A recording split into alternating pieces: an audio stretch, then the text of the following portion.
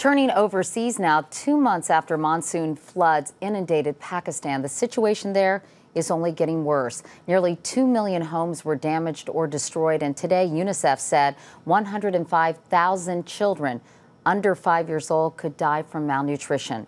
Earlier today, I spoke with Pakistan's Foreign Minister Shah Qureshi about a number of issues, including the humanitarian crisis in his country. Your country is still reeling from devastating floods. The Acumen Fund, which is a nonprofit organization here in the U.S., recently visited the area and came back with some very moving, tragic images. Can you describe the level of human suffering there? It's huge.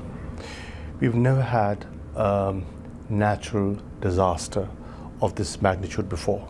The area size of United Kingdom is underwater. 20 million people in Pakistan have been affected by these floods. Shelterless, billions of dollars worth of standing crops have been lost. Livestock. So it's a very serious situation we're dealing with.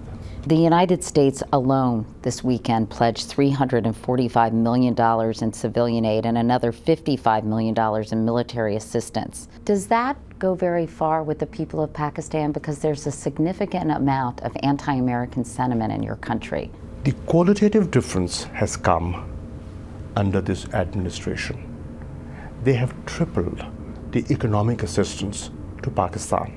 It is helping because for the first time, this money will be spent where? Education, health, poverty alleviation. Now, when people see American money helping their lives, that is what will change the public opinion in Pakistan. I was recently in eastern Afghanistan, and a major complaint is that insurgents return, cross the Pakistani border, retrain, regroup, rearm, and then come back into Afghanistan. It's a two-way traffic. There has to be a strategy to check them once they cross the border. But Pakistan has some major responsibility here. Well, we are fulfilling our responsibilities, but we need international help.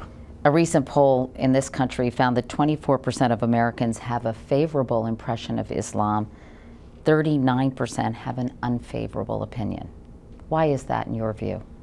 I think many in the West, many in the United States are not fully aware of the message of Islam. Islam is a message of peace, not violence. Have extremists then co-opted the narrative to such a point that that is not how people feel about Muslims? In every society there are extremists. To give you an example, one American pastor, look the way he captured the attention of the world.